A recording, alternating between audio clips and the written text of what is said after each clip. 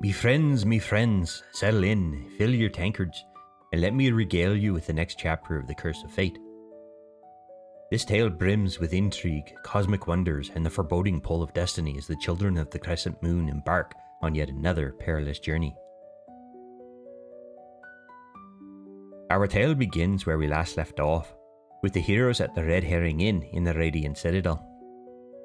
They were still weary from their last quest, yet before dawn had barely broken, a summons had arrived, a missive from Shoal herself, bidding them to the Preserve of the Ancestors to report their findings to the speakers of the council. Not long after, the party made their way through the Citadel's luminous streets, their collected relics and discoveries in tow. They were welcomed into the amphitheatre where Shoal stood ready to receive them, her expression a mix of curiosity and urgency. "Thank you for coming," she began. "I know you have barely had time to rest, but matters such as these are best discussed while the details remain fresh. Please take a seat and recount your journey." The party spoke eloquently of their travels, of riddles, battles, and the crypt of whispers. They described the medallion, the mysterious fragments of the prophecy, and of the whispered word Murkmire. Their words hung in the air like an incantation, leaving the council silent for a moment before the questions came pouring forth. Yet even with their success, the council was at an impasse.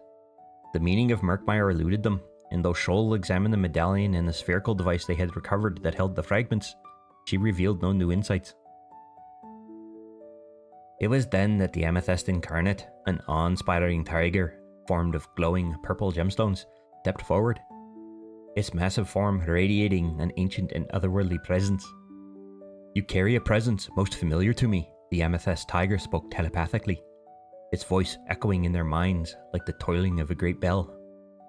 "Show me the medallion once more." As the party held forth the relic, the tiger's focus intensified.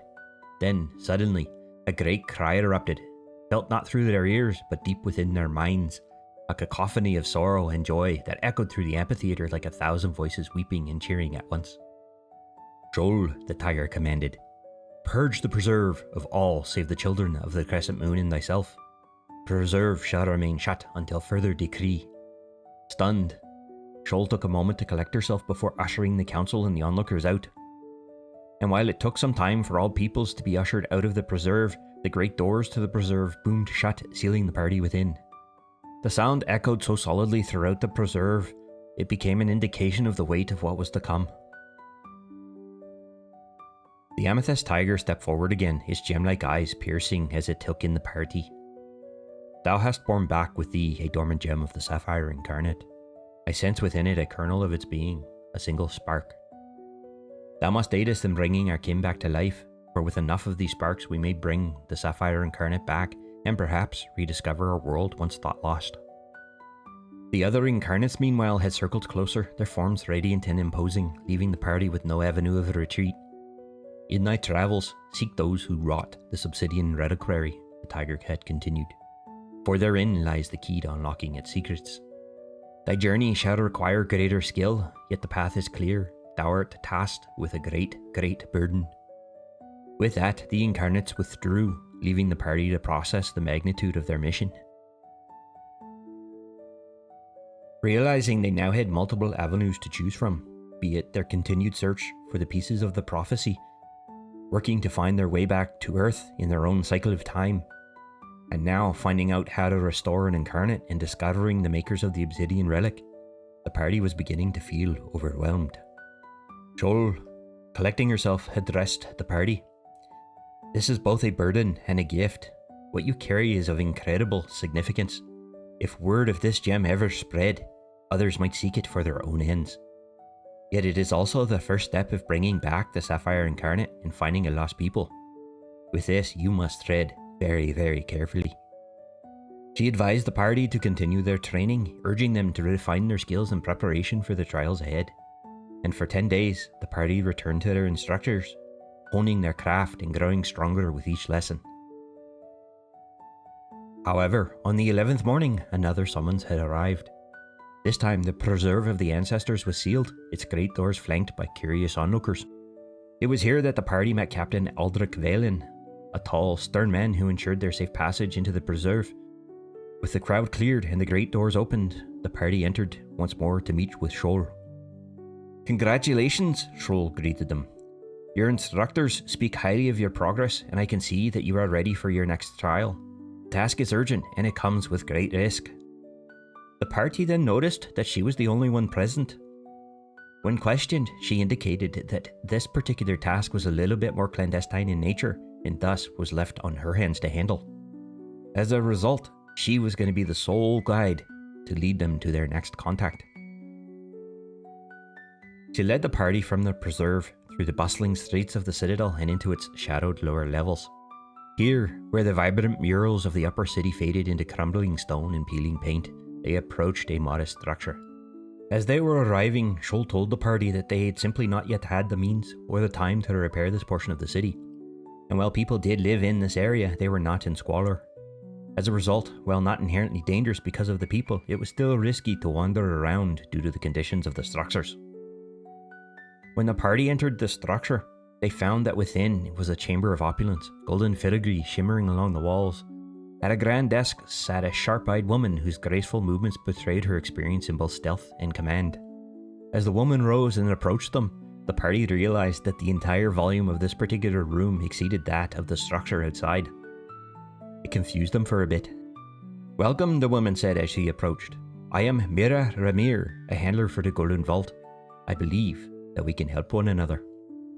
She explained that a catastrophe loomed on the Varkenbluff Museum of Natural History, located in Whitestone in the world of Exandria.